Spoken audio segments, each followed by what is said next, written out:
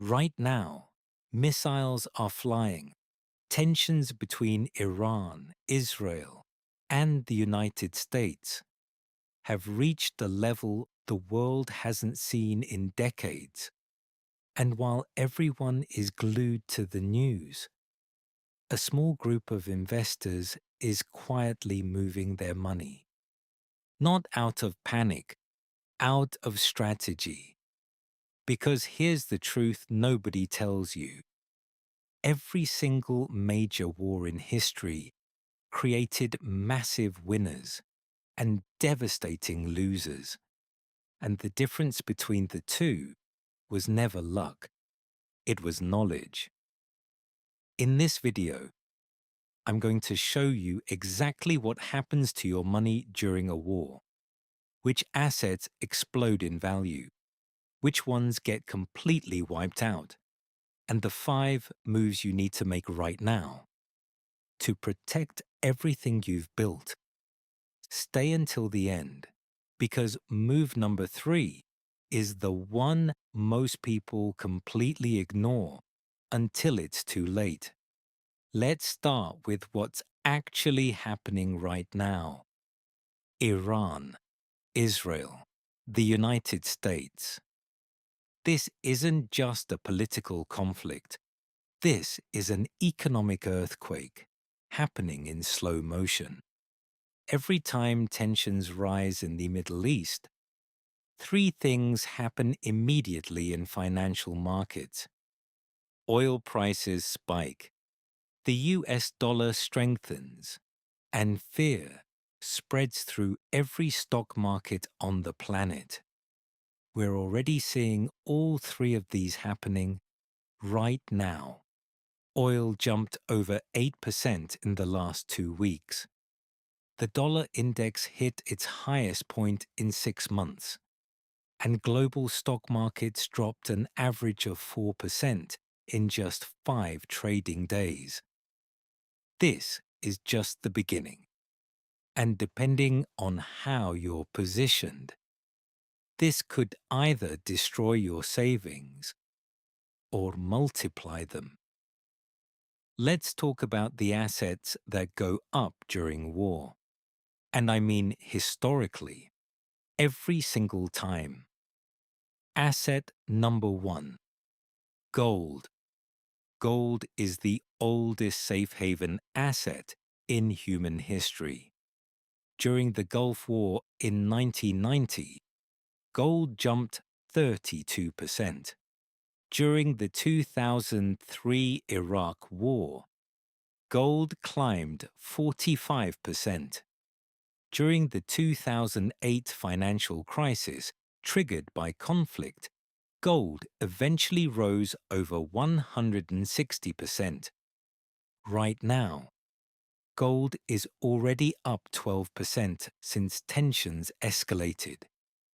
And if this conflict expands, analysts are projecting gold could hit $3,000, even $3,500 per ounce.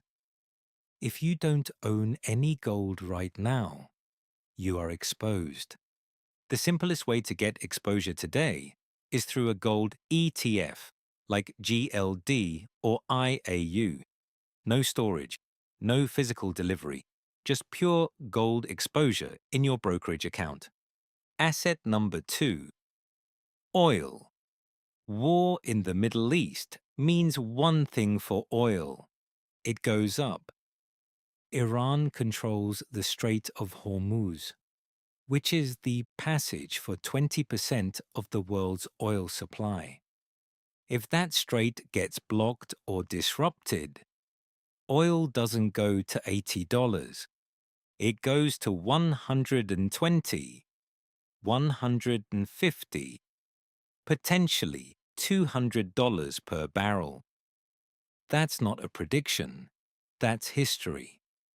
During the 1973 Arab oil embargo, oil prices quadrupled in just 6 months.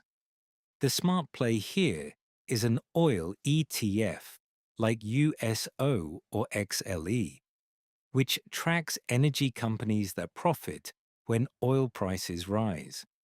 A 10% move in oil can mean a 20 to 30% return on these ETFs. Asset number 3, defense stocks. This one makes people uncomfortable, but the numbers don't lie. When wars start, defense budgets explode. The United States already spends over $800 billion per year on defense.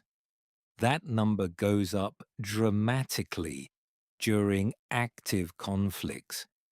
Companies like Lockheed Martin, Raytheon, Northrop Grumman, and General Dynamics see their stock prices surge when geopolitical tensions rise.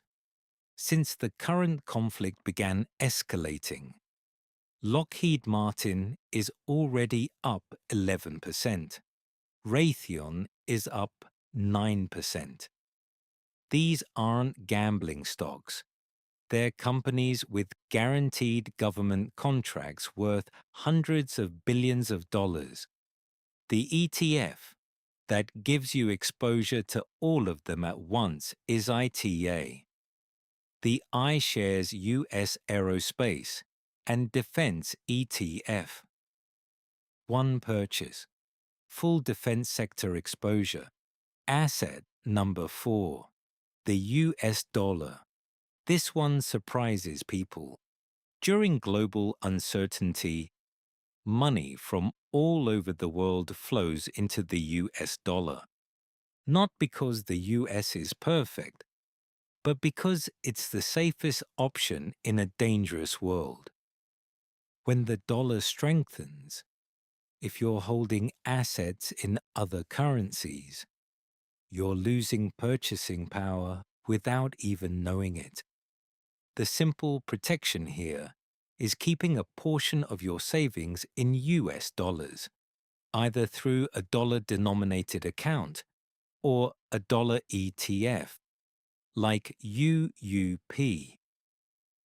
Now let's talk about what gets destroyed during war, because this is just as important. Number 1. Emerging market stocks. Countries close to conflict zones see their markets collapse. Investors pull money out of perceived risky regions fast.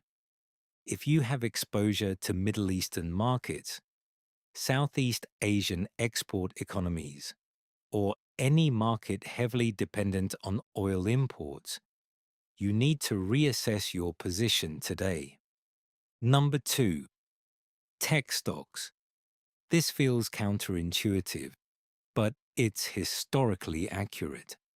During war, money rotates out of growth assets and into safe haven assets. Tech stocks, which trade on future earnings potential, get hit hard when uncertainty rises. The Nasdaq dropped over 15% during the early stages of the Russia-Ukraine conflict. If your portfolio is heavily weighted in tech right now, consider trimming your position until the situation stabilizes.